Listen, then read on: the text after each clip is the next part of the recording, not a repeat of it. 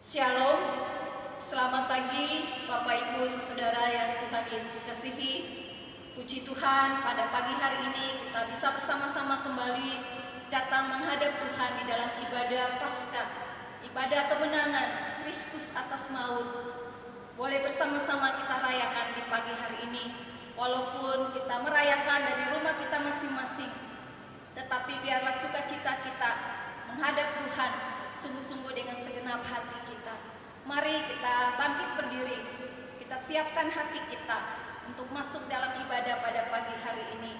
Kita mengambil waktu saat teduh sejenak.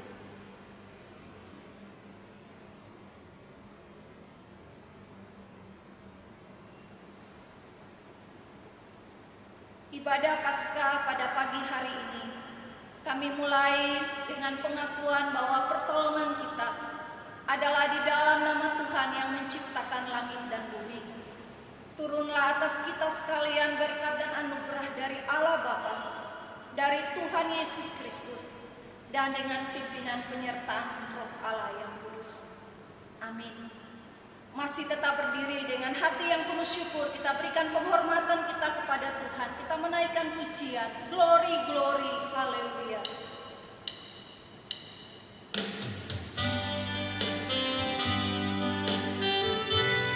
Biarlah segala pujian kemuliaan kita hanya kepada Allah kita. Glory, glory, haleluya.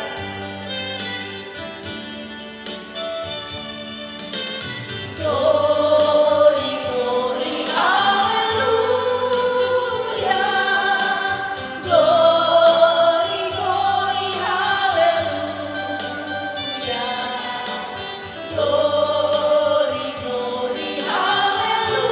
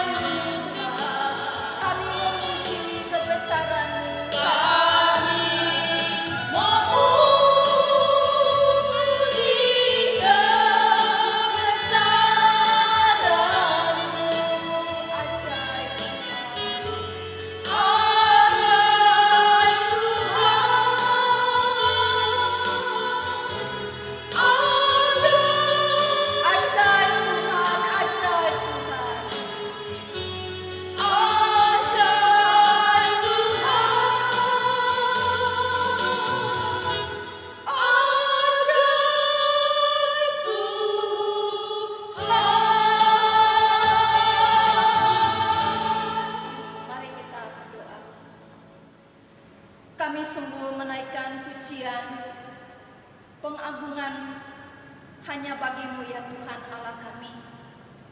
Kami memuji kebesaran-Mu karena Engkau Allah kami yang ajaib, Allah kami yang berkuasa, Allah kami yang maha tinggi, tetapi Allah juga yang berkenan datang ke tengah-tengah dunia ini untuk mengangkat kami, menyelamatkan kami, dan menjadikan kami anak-anak-Mu. Terima kasih ya Tuhan, kami bersyukur kalau di pagi hari ini kami umat-Mu boleh datang menghampiri Engkau dengan segala pujian, pengagungan kami hanya kepada-Mu ya Tuhan. Terima kasih Bapa, terima kasih untuk karya agung-Mu yang boleh kami alami sampai dengan hari ini. Terima kasih Bapa, di pagi hari ini Tuhan, kami berdiri di hadapan-Mu dengan segenap keberadaan hidup kami mohon Tuhan ampunilah kami. Kalau ada kesalahan dosa yang kami buat yang tidak berkenan di hati-Mu, sebelum kami melanjutkan ibadah ini, kami mohon Tuhan ampunilah kami. Sucikan dan kuduskanlah kami, agar kami boleh layak menghampiri kekudusan-Mu, agar kami boleh layak memuji dan mengagungkan Engkau. Dan biarlah kami boleh dilayakkan untuk menikmati hadirat Tuhan, lawatan Tuhan dan berkat Tuhan di dalam ibadah Paskah pada pagi hari ini. Terpujilah nama-Mu ya Tuhan. Kami berdoa di dalam nama Tuhan kami Yesus Kristus. Amin. Puji Tuhan, Bapak Ibu Saudara yang Tuhan Yesus kasihi. Mari kita sama-sama membaca nats pembimbing yang terambil di dalam Yakobus pasalnya yang keempat ayat yang ke-7. Yakobus pasal yang keempat ayat yang ke-7. Saya akan membacakan bagian firman Tuhan ini. Bapak Ibu Saudara bisa memperhatikan dan mengikutinya dari Alkitabnya masing-masing. Yakobus 4 ayatnya yang ke-7, demikianlah firman Tuhan. Karena itu tunduklah kepada Allah dan lawanlah iblis, maka ia akan lari daripadamu. Saya membacakan sekali lagi. Karena itu tunduklah kepada Allah dan lawanlah iblis, maka ia akan lari daripadamu. Yesus bangkit, Yesus menang, Dia mengalahkan maut dan Dia memberikan kita hidup yang kekal. Mari kita sama-sama memuji mengagungkan Dia. Kita menaikkan pujian dari buku KPPK nomor 361. Hai bangkit bagi Yesus. Mari dengan penuh sukacita kita mengatakan Yesus bangkit, Yesus menang. Hai bangkit bagi Yesus, pahlawan salibnya, kibarkan panji raja, tegak mengangkatnya.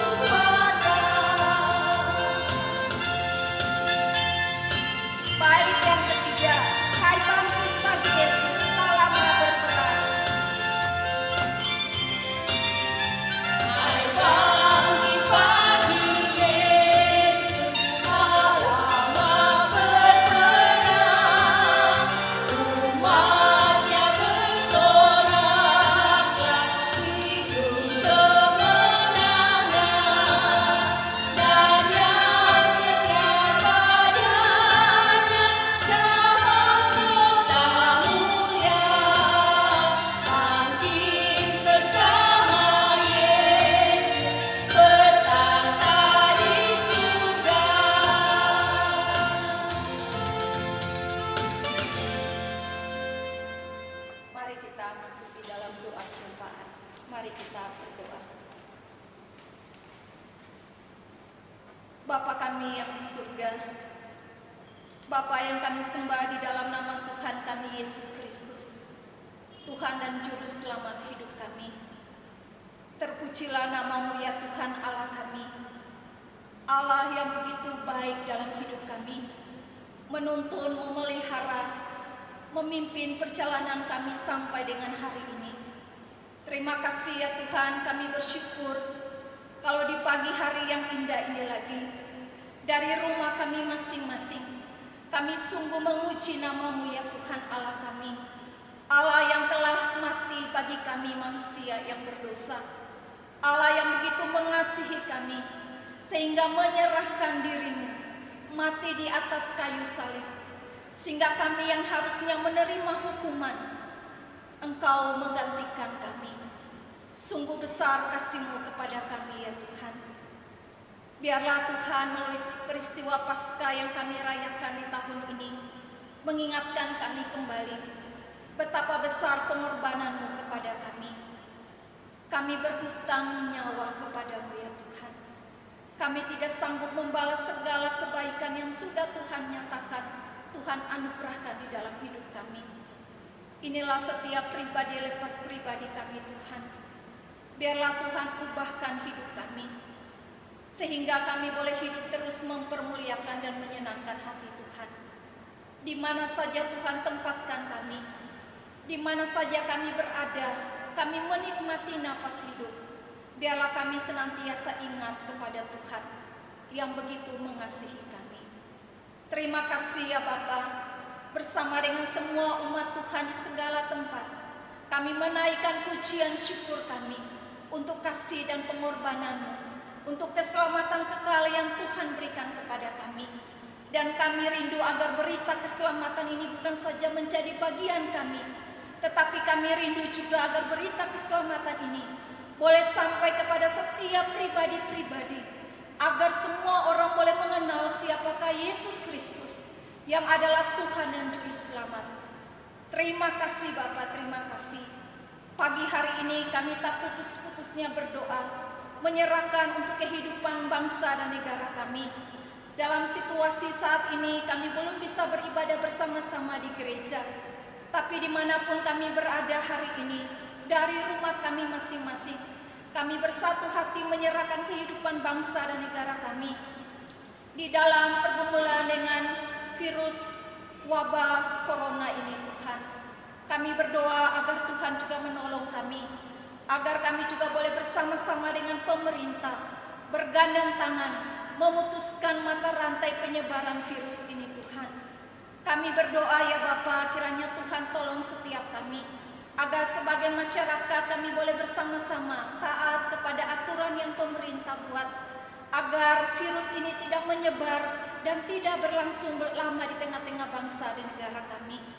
Oleh sebab itu Tuhan, biarlah Engkau tolong kami sebagai anak-anak Tuhan, sebagai orang-orang percaya dimanapun Tuhan tempatkan kami, agar kami boleh sungguh-sungguh taat, kami boleh sungguh-sungguh bekerja sama, sehingga mata rantai virus ini boleh terputus dan virus ini boleh berakhir di tengah-tengah bangsa kami. Kami juga berdoa untuk mereka yang berjuang di garis depan.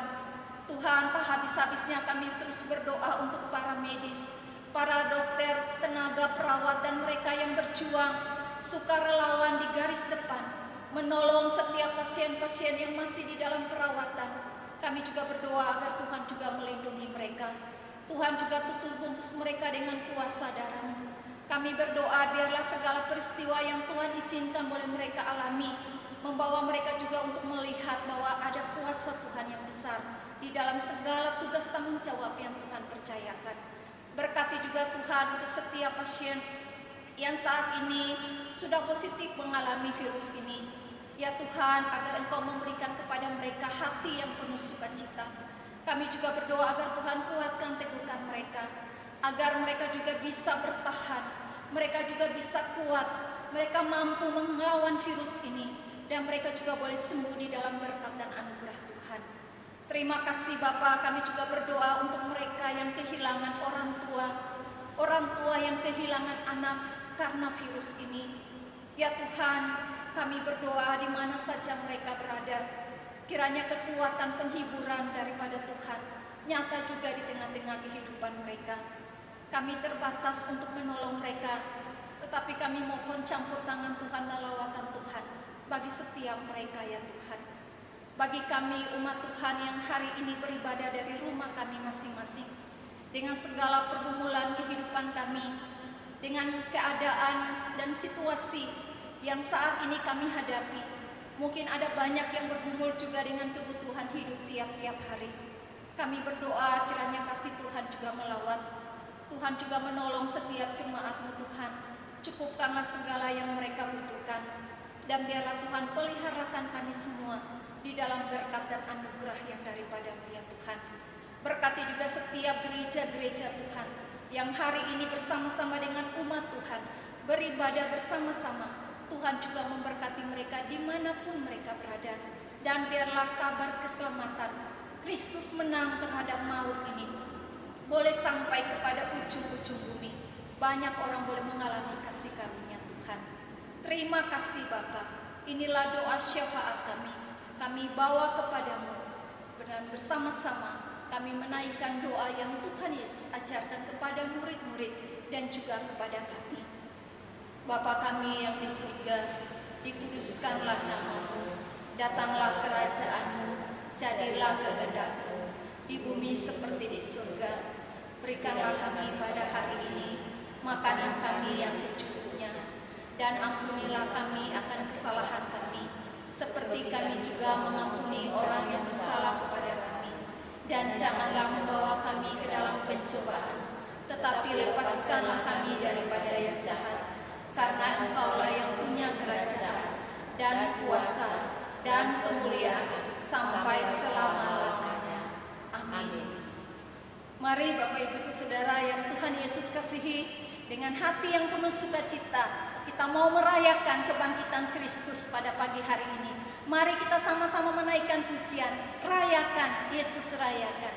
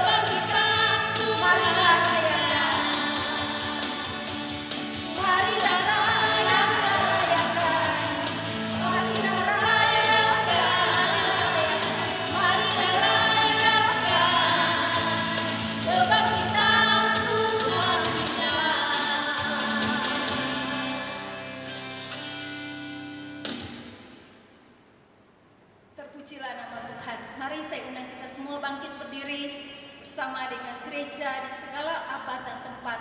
Kita bersama-sama mengikrarkan pengakuan iman rasuli kita. Pengakuan iman rasuli dimulai. Aku percaya kepada Allah, Bapa yang Maha Kuasa, Khalik langit dan bumi, dan kepada Yesus Kristus, Anaknya yang tunggal Tuhan kita, yang dikandung daripada Roh Kudus, lahir dari anak darah Maria, yang menderita sengsara di bawah pemerintahan Pontius Pilatus, disalibkan, mati dan dikuburkan, turun ke dalam kerajaan maut. Pada hari yang ketiga, bangkit pula dari antara orang mati, naik ke sorga, duduk di sebelah kanan Allah, Bapa yang Maha Kuasa, dan dari sana Ia akan datang untuk menghakimi orang yang hidup dan yang mati. Aku percaya kepada Roh Kudus, gereja yang kudus dan am, persekutuan orang kudus, pengampunan dosa, kebangkitan tubuh, dan hidup yang kekal. Amin. Silakan duduk kembali Bapak Ibu Saudara. Mari bersama-sama pada pagi hari ini kita akan membaca bagian bacaan Alkitab dari Matius 28. Ayat yang pertama sampai dengan ayatnya yang ke-10. Matius 28, ayat pertama sampai dengan ayat yang ke-10. Bapak Ibu bisa melihat dari Alkitab masing-masing dan saya akan membacakan untuk kita semua. Kebangkitan Yesus. Setelah hari Sabat lewat, menjelang menyingsingnya fajar pada hari pertama minggu itu, pergilah Maria Magdalena dan Maria yang lain menengok kubur itu. Maka terjadilah gempa bumi yang hebat, sebab seorang malaikat Tuhan turun dari langit dan datang ke batu itu dan menggulingkannya lalu duduk di atasnya. Wajahnya bagaikan kilat dan pakaiannya putih bagaikan salju. Dan penjaga-penjaga itu gentar ketakutan dan menjadi seperti orang-orang mati. Akan tetapi malaikat itu berkata kepada perempuan-perempuan itu, "Janganlah kamu takut, sebab aku tahu kamu mencari Yesus yang disalibkan itu. Ia tidak ada di sini, sebab ia telah bangkit, sama seperti yang telah dikatakannya. Mari, lihatlah tempat ia berbaring. Dan segeralah pergi dan katakanlah kepada murid-muridnya bahwa ia telah bangkit dari antara orang mati. Ia mendahului kamu ke Galilea. Di sana kamu akan melihat dia. Sesungguhnya aku telah mengatakannya kepadamu." Mereka segera pergi dari kubur itu dengan takut dan dengan sukacita yang besar dan berlari cepat-cepat untuk memberitahukannya kepada murid-murid Yesus. Tiba-tiba Yesus berjumpa dengan mereka dan berkata, "Salam bagimu." Mereka mendekatinya dan memeluk kakinya serta menyembahnya. Maka kata Yesus kepada mereka, "Jangan takut, pergi dan katakanlah kepada saudara-saudaraku, supaya mereka pergi ke Galilea, dan di sanalah mereka akan melihat aku." Demikianlah pembacaan Alkitab kita pada pagi hari ini. Mari kita membawa persembahan syukur kita kepada Tuhan. Kita bersyukur karena tiap-tiap hari, tiap-tiap saat Tuhan memberkati hidup kita. Mari dengan penuh syukur kita membawa persembahan kita kepada Tuhan. Sementara persembahan kita kumpulkan, kita naikkan pujian, sebab Dia hidup. Ada hari esok. Menyembuhkan, menyucikan.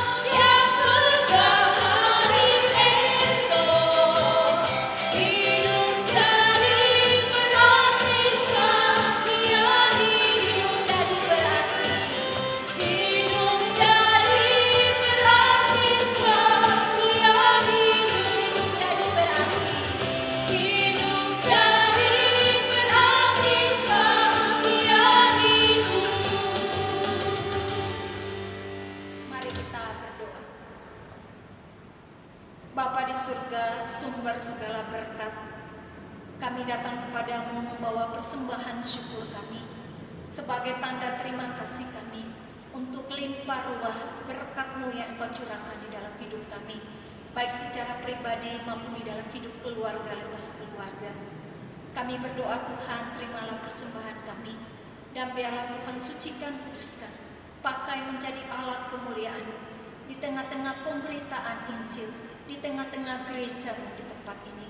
Terpujilah nama-Mu ya Tuhan, dan biarlah kami semua terus percaya bahwa Tuhan sumber berkat akan memberkati setiap anak-anak-Nya yang hidup takut akan Tuhan dan menaruh percaya dan iman hanya kepadamu. Terima kasih Bapa. Dalam nama Tuhan Yesus kami berdoa dan mengucap syukur. Amin. Bapak Ibu saudara yang Tuhan Yesus kasihi, pagi hari ini kita akan dilawat oleh kebenaran firman Tuhan dengan tema kebangkitan Kristus mengubahkanku. Kiranya kita semua boleh mengalami perubahan hidup tak kala kita mau menaruh segenap hidup kita dan percaya bahwa Kristus yang bangkit itu mengubah hidup kita. Mari sama-sama kita mempersiapkan hati kita untuk mendengarkan kebenaran firman Tuhan. Kita menaikkan pujian, aku berubah, sungguh ku berubah.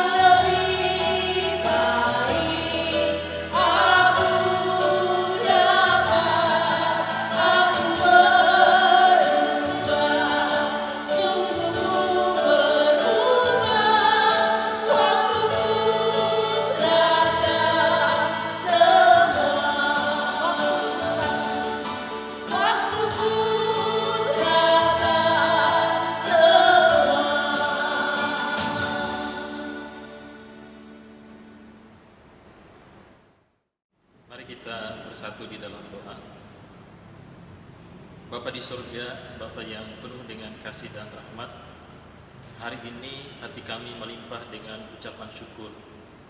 Kami mengucap syukur terkhusus mengingat hari ini kami merayakan kebangkitan Tuhan dari antara orang mati. Kebangkitan yang memberi makna yang dalam bagi kami, yang mengubahkan kehidupan kami, yang memindahkan kami dari manusia berdosa menjadi orang yang dibenarkan. Terima kasih Bapa untuk kasih, anugerah, dan perubahan ajaib yang terjadi di dalam hidup kami karena anugerah Tuhan. Hari ini di tengah perayaan Paskah, hati kami tetap bersyukur meskipun situasi di sekitar kami situasi yang tidak mendukung dan kami tidak bisa merayakan Paskah bersama-sama dengan jemaat Tuhan di gerejamu. Hati kami tetap bersyukur meskipun kami tetap beribadah di rumah kami masing-masing. Di saat ini Tuhan, kami ingin membaca dan merenungkan firman Tuhan. Kami berdoa dan memohon pertolongan Tuhan agar firman Tuhan yang kami baca dan kami renungkan sungguh akan menjadi kekuatan di dalam kehidupan kami, mengubah kami dan memperbaharui kehidupan kami. Terima kasih Bapa di surga. Di dalam nama Tuhan Yesus Kristus kami berdoa. Amin.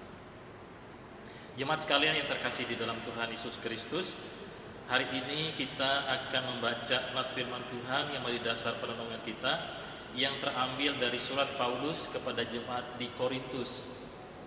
Dari 1 Korintus pasal yang ke-15 ayat 1 hingga ayat yang ke-23. Tapi saya tidak akan membacakan ke semua bagian firman Tuhan ini, nanti akan kita baca di saat khotbah akan disampaikan. Kita hanya membaca ayat 1 hingga ayat yang ke-11, kemudian ayat 20 hingga ayat yang ke-23. Saya ulangi, 1 Korintus pasal 15 ayat 1 hingga ayat yang ke-11, kemudian ayat 20 hingga ayat yang ke-23. Saya akan membacakannya bagi kita sekalian. Kebangkitan Kristus. Dan sekarang saudara-saudara, aku mau mengingatkan kamu kepada Injil yang aku beritakan kepadamu dan yang kamu terima dan yang di dalamnya kamu teguh berdiri. Oleh Injil itu kamu diselamatkan, asal kamu teguh berpegang padanya, seperti yang telah kuberitakan kepadamu, kecuali kalau kamu telah sia-sia saja menjadi percaya. Sebab yang sangat penting telah kusampaikan kepadamu, yaitu apa yang telah kuterima sendiri, ialah bahwa Kristus telah mati karena dosa-dosa kita sesuai dengan kitab suci, bahwa ia telah dikuburkan dan bahwa ia telah dibangkitkan pada hari yang ketiga sesuai dengan kitab suci, bahwa ia telah menampakkan diri kepada Kefas dan kemudian kepada ke-12 muridnya. Sesudah itu ia menampakkan diri kepada lebih dari 500 saudara sekaligus. Kebanyakan dari mereka masih hidup sampai sekarang, tetapi beberapa di antaranya telah meninggal. Selanjutnya ia menampakkan diri kepada Yakobus, kemudian kepada semua rasul. Dan yang paling akhir dari semuanya, ia menampakkan diri juga kepadaku, sama seperti kepada anak yang lahir sebelum waktunya. Karena aku adalah yang paling hina dari semua rasul, bahkan tidak layak disebut rasul, sebab aku telah menganiaya jemaat Allah. Tetapi karena kasih karunia Allah, aku adalah sebagaimana aku ada sekarang, dan kasih karunia yang dianugerahkannya kepadaku tidak sia-sia. Sebaliknya, aku telah bekerja lebih keras daripada mereka semua, tetapi bukannya aku, melainkan kasih karunia Allah yang menyertai aku. Sebab itu, baik aku maupun mereka, demikianlah kami mengajar, dan demikianlah kamu menjadi percaya. Kemudian ayat 20 hingga ayat yang ke-23. Tetapi yang benar ialah bahwa Kristus telah dibangkitkan di antara orang mati sebagai yang sulung dari orang-orang yang telah meninggal. Sebab sama seperti maut datang karena satu orang manusia, demikian juga kebangkitan orang mati datang karena satu orang manusia. Karena sama seperti semua orang mati dalam persekutuan dengan Adam, demikian pula semua orang akan dihidupkan kembali dalam persekutuan dengan Kristus.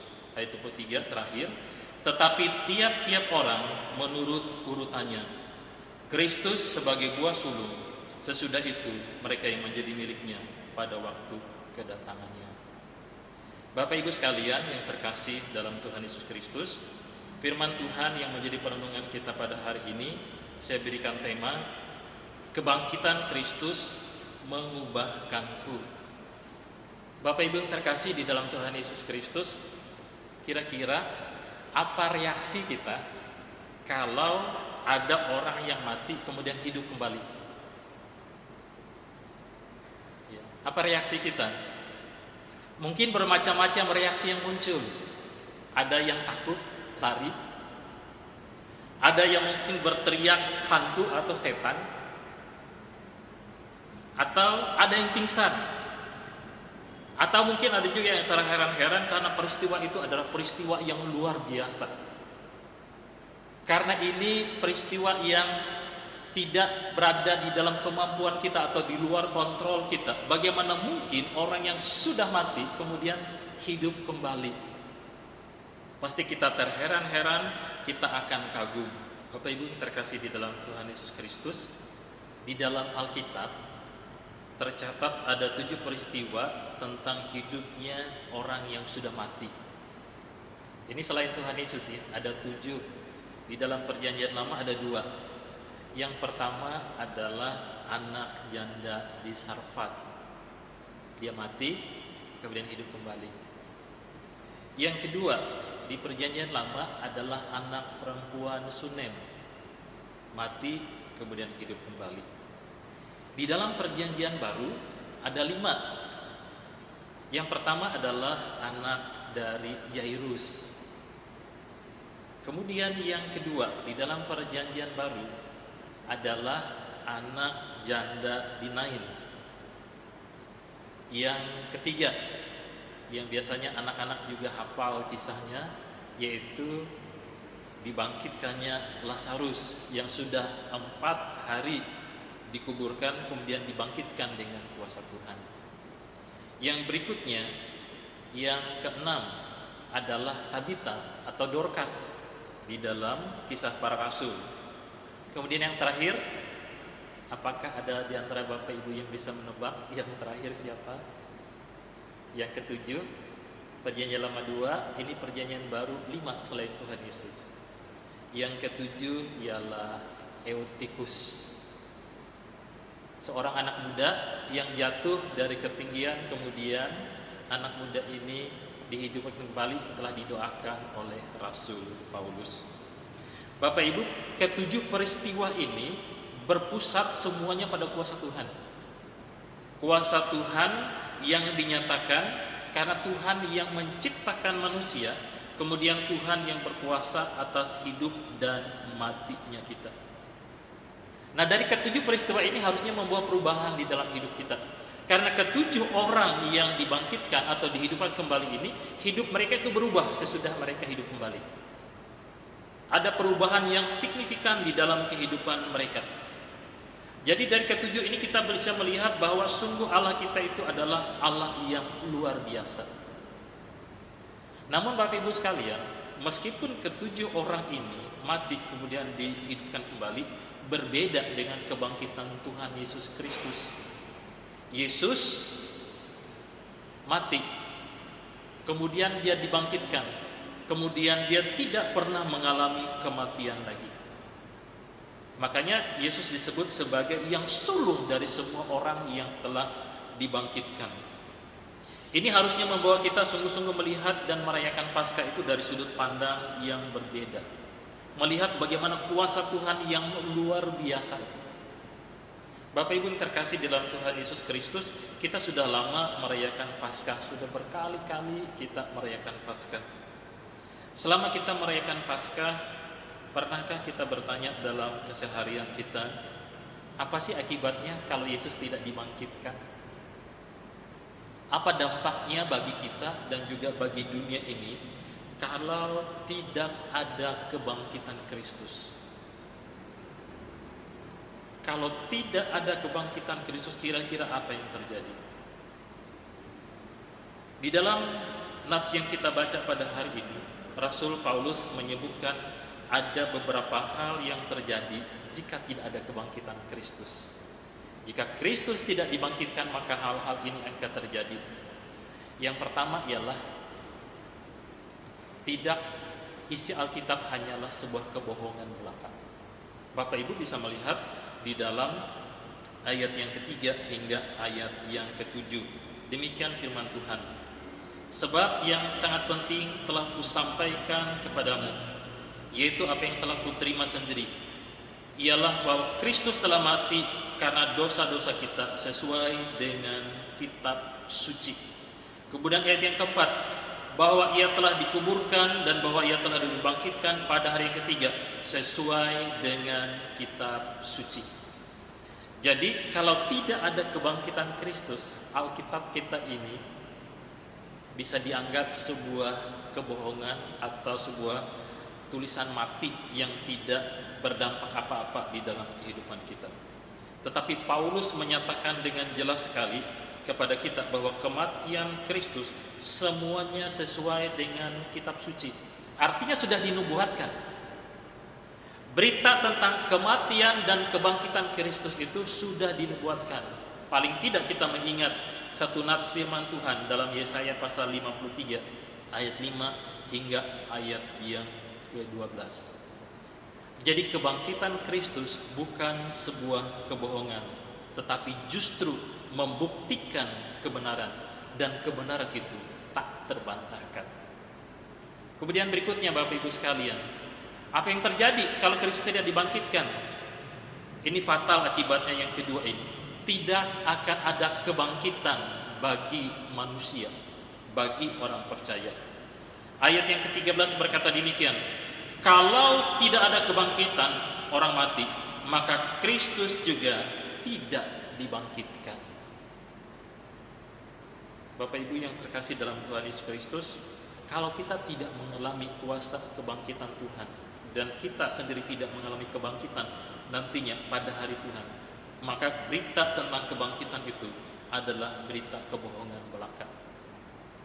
Ini yang terjadi kalau tidak ada kebangkitan Kristus dari antara orang mati.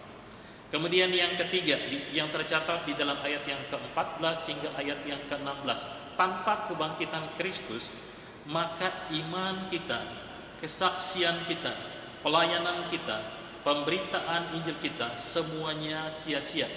Atau Paulus menyebutkannya hanya sebagai berita palsu. Di dalam teks yang kita baca pada hari ini, justru Paulus menekankan keyakinannya yang sangat kuat sekali. Justru Paulus gigih memberitakan Injil Tuhan, dan dia meneguhkan jemaat untuk tidak goyah, tetap yakin akan kuasa Tuhan, akan Injil Tuhan, akan kesaksian yang benar. Bahkan dia bekerja keras di dalam memberitakan Injil Tuhan. Ini akibat yang ketiga, kalau tidak ada kebangkitan Kristus. Akibat yang keempat ialah kalau tidak ada kebangkitan Kristus, maka kita akan mati dalam dosa kita. Kita baca, kita lihat ayat yang ke-17 hingga ayat yang ke-18. Dan jika Kristus tidak dibangkitkan, maka sia-sialah kepercayaan kamu, dan kamu masih hidup dalam dosamu. Demikianlah binasa orang-orang yang mati dalam Kristus. Tanpa kebangkitan Kristus, kita masih hidup di dalam dosa. Dan akibat daripada dosa, kita tahu semuanya, bahwa kita akan mengalami maut, mengalami kematian kekal. Tetapi dalam nats yang kita baca pada hari ini, Paulus memberikan sebuah keyakinan kepada kita, bahwa karena Kristus dibangkitkan, maka masalah dosa kita diselesaikan di dalam anugerahnya.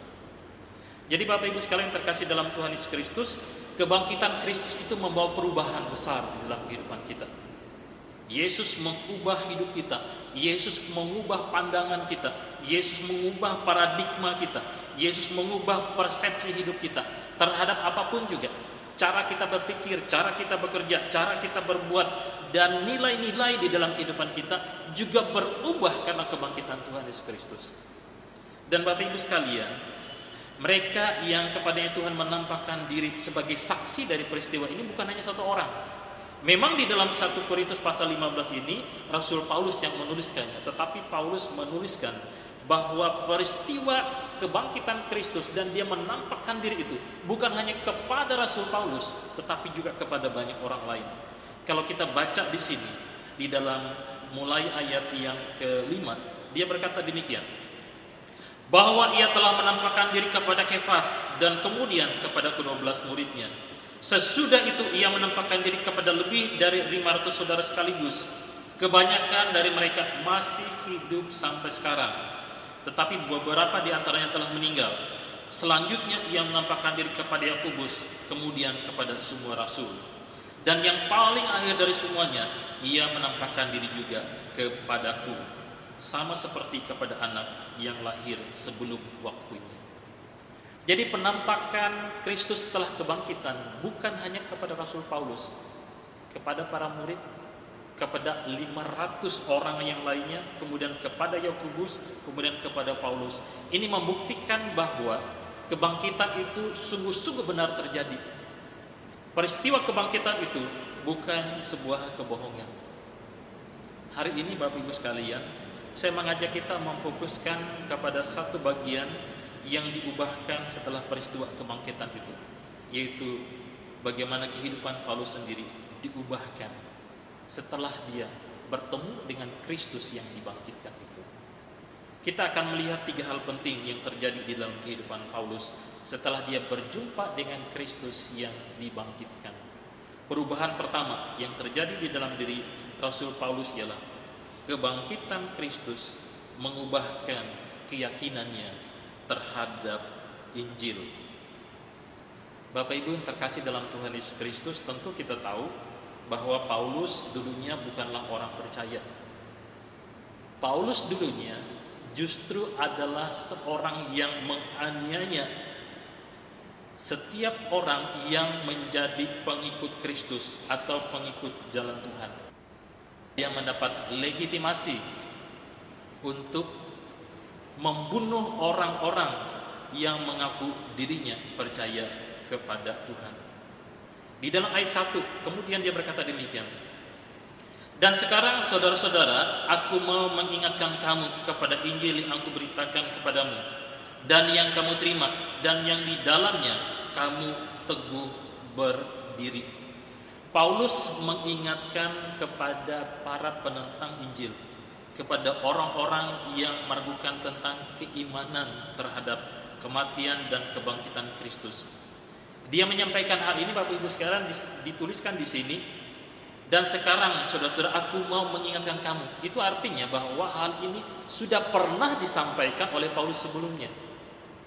Di dalam ayat pertama ini Paulus mengingatkan kembali akan apa yang pernah dia sampaikan. Dan Paulus menyatakan ini sebagai sebuah penegasan, sebuah keyakinan yang utuh bahwa Injil itu menyelamatkan, bahwa Injil itu menyelamatkan asal kita teguh berpegang pada keyakinan itu.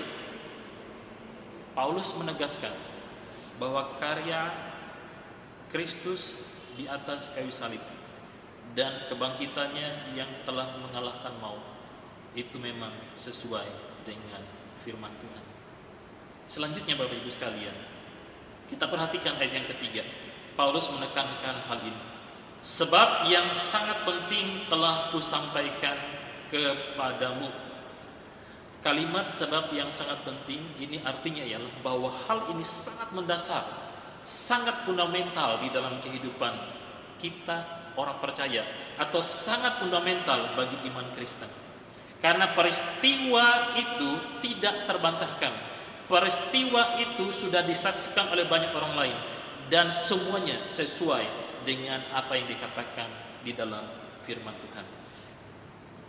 Kalau kita melihat bagian pertama yang diubahkan di dalam kehidupan Rasul Paulus ini, kira-kira apa yang menjadi berkat, perenungan, dan penerapan bagi kita sebagai orang percaya? Bapak Ibu yang saya kasih dalam Tuhan Yesus Kristus, kuasa kebangkitan Kristus harus memperkokoh keyakinan kita kepada berita Injil. Atau dalam bahasa lain, saya menggunakan kebangkitan Kristus itu harus membuat kita makin cinta kepada firman Tuhan. Cinta kepada kebenaran firman Tuhan. Paulus yang dulunya seorang penganiaya, kemudian dia diubahkan oleh Tuhan.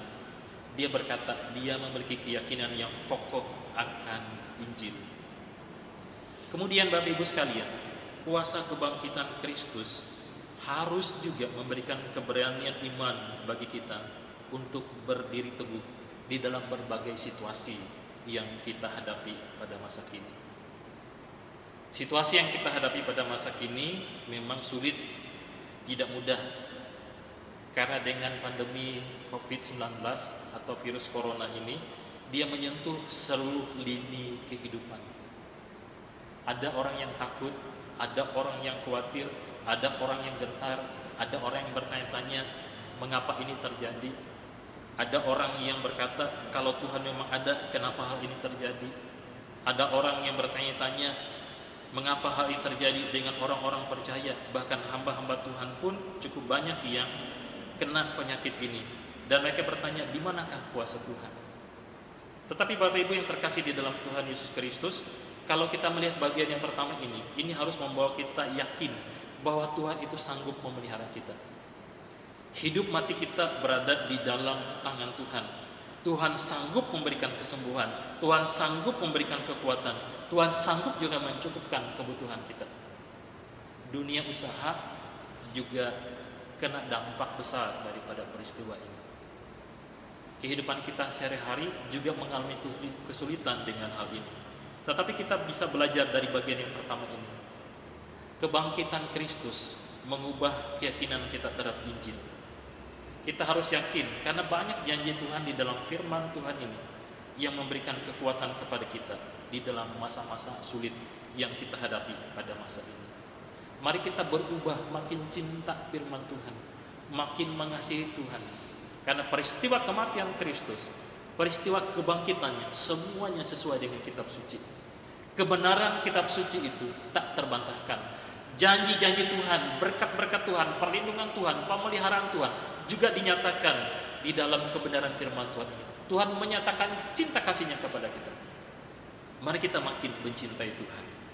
Itu bagian yang pertama. Bagian yang kedua, Bapak Ibu sekalian yang terkasih di dalam Tuhan Yesus Kristus, kebangkitan Kristus menyelesaikan dosa yang pernah kita lakukan di dalam hidup kita. Bapak Ibu yang terkasih dalam Tuhan Yesus Kristus, menarik sekali di dalam ayat yang ke-8 Paulus berkata demikian. Ayat yang ke-8 hingga ayat yang ke-9. Dan yang paling akhir dari semuanya, ia menampakkan diri juga kepadaku, sama seperti kepada anak yang lahir sebelum waktunya. Karena aku adalah yang paling hina dari semua rasul, bahkan tidak layak disebut rasul, sebab aku telah menganiaya jemaat Allah. Bapak Ibu yang terkasih di dalam Tuhan Yesus Kristus, Rasul Paulus menggambarkan bahwa penampakan Kristus kepadanya sama seperti penampakan kepada bayi yang lahir sebelum waktunya, atau dalam istilah kita seperti bayi yang prematur. Apa artinya ini di dalam hidup kita?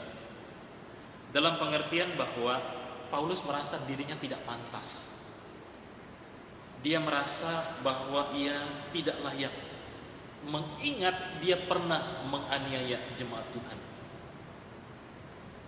Paulus ingat akan dirinya atas latar belakang kehidupannya. Dia pernah menyiksa bahkan membunuh orang-orang yang mengaku diri percaya kepada Tuhan.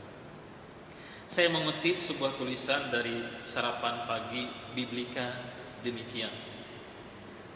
Kata Yunani yang terjemahkan sama dengan seperti kepada anak yang lahir sebelum waktunya, itu berarti janin yang gugur atau anak yang lahir belakangan.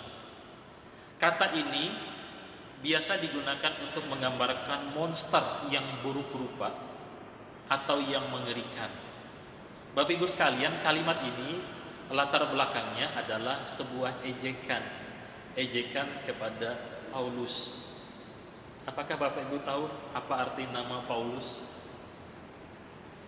Paulus artinya adalah orang yang pendek dan kecil. Pendek dan kecil. Dan Bapak Ibu sekalian, banyak yang memberikan komentar yang menghina penampilan Paulus secara fisik. Paulus mengalami penghinaan bukan hanya karena dia dipanggil menjadi rasul, tapi juga penampilan fisiknya. Tetapi Bapak Ibu sekalian, Paulus menyatakan hal ini bahwa apa yang terjadi dengan dirinya memang tidak terjadi secara alamiah. Peristiwa bagaimana Tuhan menampakkan diri kepadanya itu menghasilkan sebuah perubahan besar di dalam dirinya. Jadi sama seperti sebuah istilah, seolah-olah hal itu membutuhkan sebuah operasi sesar di pihak Tuhan untuk menghasilkan pelayanan yang dikerjakan Paulus hari ini. Yang dikerjakan Paulus kepada jemaat Tuhan, yang dikerjakan Paulus dengan pemberitaan Injil yang dia lakukan. Sungguh luar biasa. Nah, kalau kita pikirkan bagaimana dengan kita sekarang, Bapak Ibu yang terkasih, apakah hari ini kita merasa layak menjadi hamba Tuhan atau anak Tuhan? Coba kita ingat masa lalu kita. Paulus dulu menganiaya jemaat Tuhan. Dia berkata dia tidak layak karena dia pernah menganiaya jemaat Tuhan. Bagaimana dengan kita? Apakah kita memiliki kepekaan hati nurani menyadari tanpa anugerah Tuhan kita tidak mungkin bisa menjadi hamba Tuhan atau anak-anak Tuhan sampai pada hari ini? Atau mungkin kita merasa lebih baik dari sisi fisik, sisi penampilan, lebih hebat secara ekonomi, pendidikan, atau yang lain, sehingga kita memandang rendah orang lain atau sesama kita orang percaya. Kebangkitan Kristus harus mengubah pandangan kita terhadap semua yang ada di sekitar kita, karena kita ini tidak layak di hadapan Tuhan. Paulus menerima anugerah yang daripada Tuhan, menerima anugerah pengampunan daripada Tuhan. Dia menerima anugerah Tuhan juga sehingga dia dipilih untuk melayani pekerjaan Tuhan. Begitupun kita seharusnya memandangnya. Kita diselamatkan dan dipanggil untuk melayani hanya karena anugerah Tuhan. Mari Bapak Ibu sekalian kita belajar sungguh-sungguh kepada bagian yang kedua ini. Kebangkitan Kristus telah menyelesaikan dosa yang pernah kita lakukan. Kita menerima pengampunan yang daripadanya. Kita juga menerima anugerah, kita dipilih menjadi anak-anak Tuhan dan melayani pekerjaan Tuhan. Sebuah perubahan hidup yang radikal terjadi dalam hidup kita. Perubahan hidup yang membawa kita menjadi berkat bagi sesama kita. Kemudian yang terakhir, yang ketiga. Yang ketiga ialah kebangkitan Kristus mengubah cara pandang dan etos pelayanan kita. Saya akan membacakan hal ini kepada kita sekalian di dalam ayat yang ke-10 hingga ayat yang ke-11. Demikian firman Tuhan. Tetapi karena kasih karunia, aku adalah sebagaimana aku ada sekarang, dan kasih karunia yang dianugerahkannya kepadaku tidak sia-sia. Sebaliknya, aku telah bekerja lebih keras daripada mereka semua. Tetapi bukannya aku, perhatikan di sini, tetapi bukannya aku, melainkan kasih karunia Allah yang menyertai aku. Sebab itu, baik aku maupun mereka, demikianlah kami mengajar, dan dengan demikianlah kamu menjadi percaya. Bapak Ibu yang terkasih di dalam Tuhan Yesus Kristus, perubahan cara pandang juga harusnya mengubah cara kerja kita, cara kita bersikap. Paulus menegaskan bahwa ia bisa melayani pekerjaan Tuhan semata-mata karena kasih karunia Tuhan. Tetapi yang menarik Bapak Ibu sekalian, kasih karunia Tuhan ini bukan sebuah pandangan, bukan sebuah pemahaman, bukan sebuah teologi. Tetapi bagi Paulus, kasih karunia Tuhan itu dia alami secara langsung. Hidupnya berubah sehingga dia berkata, kepadaku yang paling hina di antara segala orang kudus telah dianugerahkan kasih karunia ini untuk memberitakan kepada orang-orang yang bukan Yahudi kekayaan Kristus yang tidak terduga itu. Efesus pasal yang ketiga ayat yang ke-8. Paulus berkata, kasih karunia Tuhan itu tidak sia-sia baginya. Tidak sia-sia itu artinya bahwa kasih karunia Tuhan itu tidak hampa atau tidak kosong atau tanpa hasil, tetapi sungguh-sungguh Bapak Ibu sekalian, kasih karunia Tuhan itu nyata di dalam kehidupannya. Sehingga Paulus berkata, aku bekerja lebih keras daripada mereka yang lain. Kalimat ini memang kalimat perbandingan. Namun kita tidak boleh hanya membaca sampai kalimat itu saja. Karena kalau sampai kalimat itu saja, seakan-akan Paulus berkata dia bekerja lebih keras daripada hamba Tuhan yang lain, daripada rasul-rasul yang lain. Kita harus memperhatikan ayat-ayat berikutnya, bagian berikutnya. Karena di dalam bagian ini dia berkata, sebaliknya, aku telah bekerja lebih keras daripada mereka semuanya. Perhatikan berikutnya, tetapi bukannya aku, melainkan kasih karunia Allah yang menyertai aku. Memang aku bekerja keras, tetapi dia berkata, bukan aku, tetapi itu kasih karunia Allah yang menyertai aku. Kemudian di bagian pertama dia menutup di ayat 11. Sebab itu baik aku maupun mereka, demikianlah kami mengajar, dan dengan demikian kamu menjadi percaya. Bapak Ibu yang terkasih, Paulus menyatakan bahwa semua pelayanan itu harus berjalan sesuai dengan tujuannya. Apapun tugas kita, siapapun kita, karunia apapun kita, tujuannya sama, yaitu supaya orang percaya kepada Kristus yang telah mati dan yang telah dibangkitkan. Kalau kita bandingkan dengan Efesus pasal 4 ayat 11 sampai ayat yang ke-12, dia berkata demikian.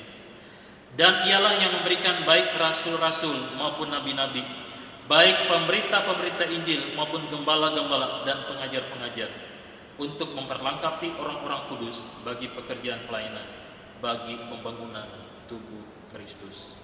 Efesus 4 ayat 11 sampai ayat yang ke-12. Jadi Bapak Ibu sekalian, Paulus memandang bahwa semua pelayanan apapun yang kita kerjakan, tujuannya harus terfokus untuk memberitakan Injil Tuhan, membawa orang percaya kepada Tuhan. Di bagian yang terakhir ini, apa yang menjadi perenungan bagi kita? Ini pertanyaan yang harus kita pikirkan dengan serius. Bapak Ibu sekalian, bagaimana dengan kasih karunia Tuhan yang sudah diberikan kepada kita? Saya ulangi, bagaimana dengan kasih karunia Tuhan yang sudah diberikan kepada kita? Apakah kasih karunia itu menjadi sia-sia? Ataukah kita bekerja keras sebagai tanda syukur kita untuk anugerah Tuhan yang luar biasa di dalam kehidupan kita? Sia-sia bisa kita artikan bahwa kasih karunia Tuhan itu tidak mengubah apa-apa di dalam kehidupan kita. Dari dulu sampai sekarang begitu saja, tidak berubah. Tidak ada perubahan yang nyata di dalam karakter kita, di dalam kehidupan kita. Mungkin kita paham, tetapi tidak mengubah kehidupan kita. Paulus berkata dia bekerja keras, ini adalah sebuah ungkapan karena dia rindu memberikan yang terbaik untuk kemuliaan nama Tuhan. Tetapi sebagai sebuah catatan Bapak Ibu sekalian, kita harus waspada terhadap sebuah gangguan. Gangguan yaitu kesombongan. Apalagi kalau kita membanding-bandingkan pelayanan kita. Ingat, semuanya karena anugerah Tuhan. Semua bagian pelayanan itu penting. Fokusnya sama, membawa kemuliaan bagi nama Tuhan. Kiranya Paskah di tahun ini sungguh-sungguh mengubahkan kehidupan kita. Kita sungguh-sungguh makin mencintai Tuhan yang telah lebih dahulu menyatakan cintanya kepada kita. Kemudian yang kedua, Paskah ini harus mengubahkan kehidupan kita. Karena kita ingat dosa kita yang lalu sudah diselesaikan oleh Tuhan. Dia sudah memberikan kita pengampunan dan kemenangan. Kemudian yang ketiga, kebangkitan Kristus harus mengubah cara kita memandang pelayanan kita yang Tuhan anugerahkan kepada kita. Kiranya ini menjadi berkat bagi kita sekalian. Selamat Paskah, selamat mengalami kuasa kebangkitannya yang mengubahkan kita. Tuhan Yesus memberkati kita sekalian. Amin. Bapak Ibu sekalian, sebagai respon kita terhadap firman Tuhan, mari kita menaikkan pujian yang tadi kita nyanyikan. Aku berubah, sungguh ku berubah.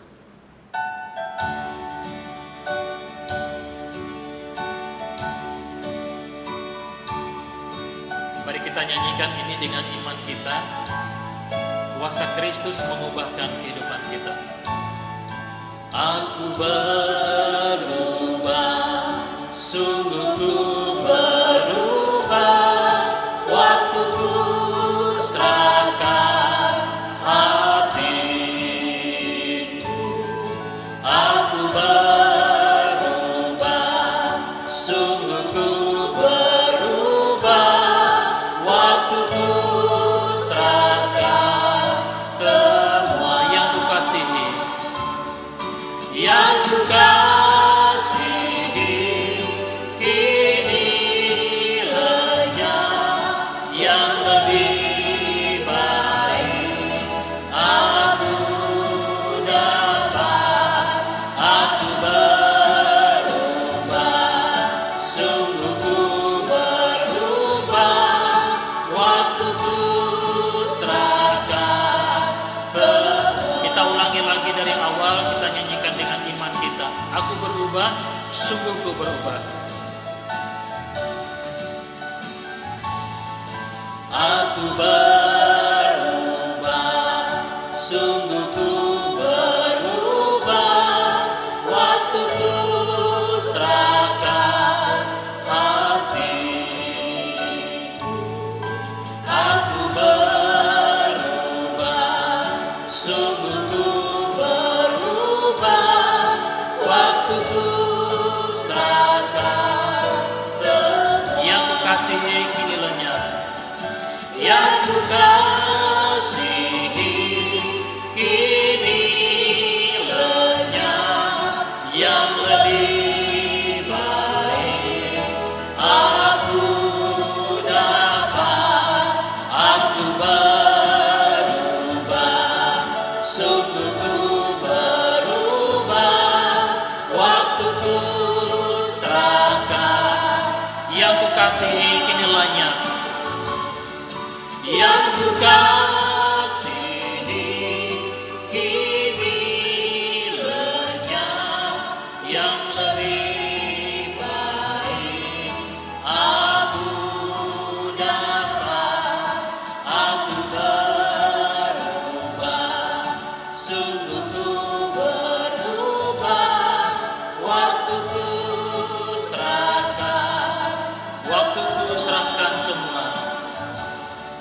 Waktuku serahkan semua. Mari kita bersatu di dalam doa. Sekali lagi kami bersyukur Tuhan, karena Engkau adalah Allah yang telah menyatakan kuasa-Mu. Engkau telah mengalahkan kuasa maut. Engkau bangkit pada hari yang ketiga sebagai Allah yang hidup, Allah yang mengubah kehidupan kami. Engkau telah mengubah kehidupan para murid. Engkau mengubah kehidupan banyak orang yang menjadi saksi daripada kebangkitan. Engkau mengubah kehidupan Rasul Paulus. Engkau mengubah kehidupan banyak orang. Engkau juga mengubahkan kehidupan kami. Hari ini, di tengah sukacita kami merayakan kebangkitan Kristus dari antara orang mati, kami rindu bahwa perubahan itu juga nyata di dalam kehidupan kami. Tolong kami Tuhan, supaya kehidupan kami sungguh-sungguh diubahkan, diperbaharui oleh kuasa Tuhan. Kami rindu ya Tuhan bahwa kami makin mencintai firman Tuhan, makin yakin akan janji Tuhan, akan kebenaran firman Tuhan yang Tuhan sudah nyatakan kepada kami. Hamba juga berdoa ya Tuhan, tolong kami supaya kami yakin betul bahwa dosa kami, kesalahan kami di masa lampau telah diselesaikan di atas kayu salib. Engkau berkata, sudah selesai, pengampunanmu sudah sempurna, dan Engkau mau memperbaharui kehidupan kami dalam relasi yang baru. Terima kasih Bapa untuk anugerah Tuhan yang luar biasa di dalam kehidupan kami. Kami rindu bahwa kuasa kebangkitan itu juga menolong kami, mengubah cara pandang kami terhadap pelayanan kami, terhadap apa yang bisa kami lakukan untuk menyenangkan hati Tuhan. Tolong kami agar sama seperti Paulus, kami bekerja keras, kami melakukan yang terbaik. Kami semua bergandeng tangan dengan karunia, dengan potensi masing-masing yang Tuhan berikan kepada kami. Tolong kami supaya kami tidak saling menghakimi, tidak saling menilai satu dengan yang lain. Kami adalah anggota tubuh Kristus. Masing-masing kami diberikan karunia oleh Tuhan dengan tujuan yang sama untuk membangun tubuh Kristus. Ampuni kami jikalau kami seringkali menilai yang jelek, yang salah terhadap sesama kami. Dan kami juga rindu bahwa kasih karunia Tuhan yang Tuhan anugerahkan kepada kami tidak menjadi sia-sia, tetapi betul-betul nyata di dalam kehidupan kami. Terima kasih Bapa untuk anugerah-Mu. Berkati kami sekalian, berkati Bapak Ibu di rumah masing-masing, agar perubahan itu nyata di dalam kehidupan kami. Baik kami sebagai ayah, sebagai ibu, sebagai anak, apapun tugas, fungsi, dan tanggung jawab kami menunjukkan perubahan yang nyata di dalam kehidupan kami. Namun bukan karena kami, semuanya karena kasih karunia yang daripada Tuhan. Terima kasih Bapa di surga. Segala pujian, hormat, dan syukur kami kembalikan kepada Bapa di surga di dalam nama Tuhan kami, Yesus Kristus. Amin. Jemaat sekalian yang terkasih dalam Tuhan Yesus Kristus, kita akan mengakhiri ibadah kita. Kita bangkit berdiri, kita menaikkan pujian doksologi, dan kita akan menerima berkat Tuhan.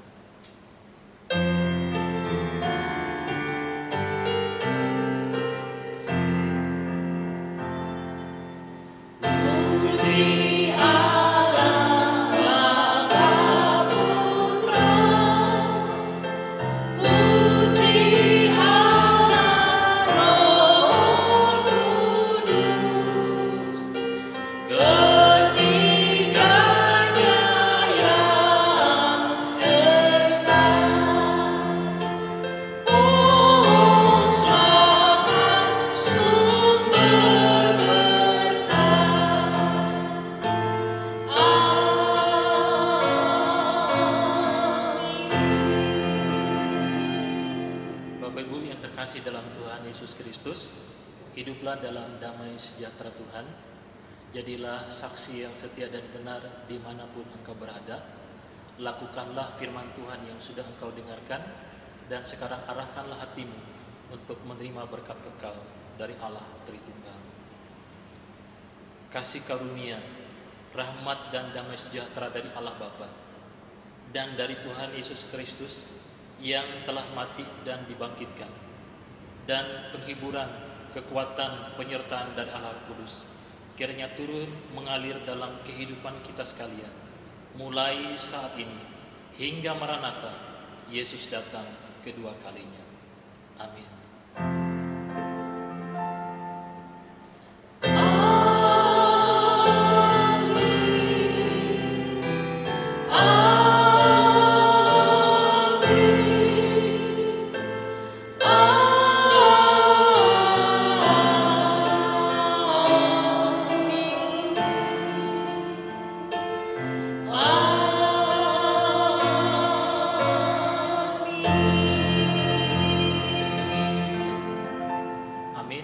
Selesai, silakan duduk untuk mengambil waktu saat teduh.